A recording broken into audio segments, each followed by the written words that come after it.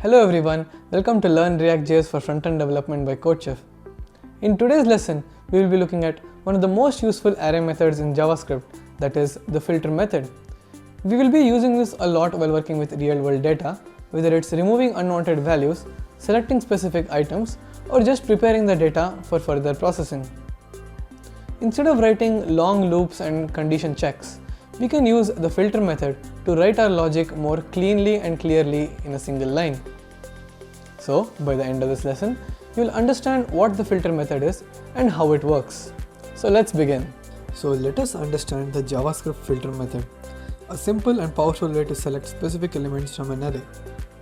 You'll see this method used very often when working with data in JavaScript, so it's an important concept to get comfortable with. So why do we need the filter method? When working with arrays, we often have more data than we actually need. Sometimes we only want elements that match a certain condition.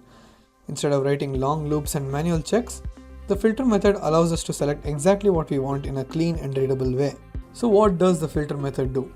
The filter method goes through an array and creates a new array.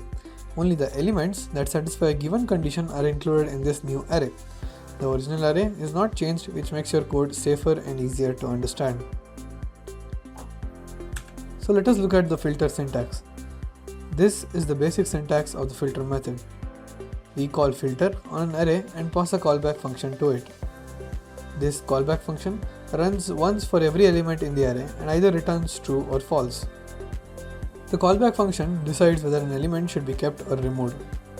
If a function returns true, the element is included in the new array. If it returns false, the element is ignored. So let us look at an example. We start with an array of numbers.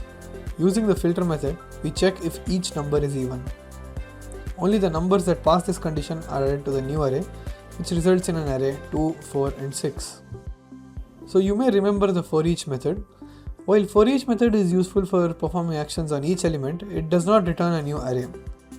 The filter method, on the other hand, is specifically designed for selecting elements and creating a new array. To summarize, the filter method does not modify the original array. It helps write cleaner logic compared to traditional loops. And it's commonly used along with other array methods when working with data in JavaScript. Now we will apply the filter method to the names array to get names which are less than equal to length 5. Coming to the code, first we are going to initialize our names array with a list of names. Now let us initialize a second array called short names, which will contain the names which match the filter condition. In this case, length is less than or equal to 5.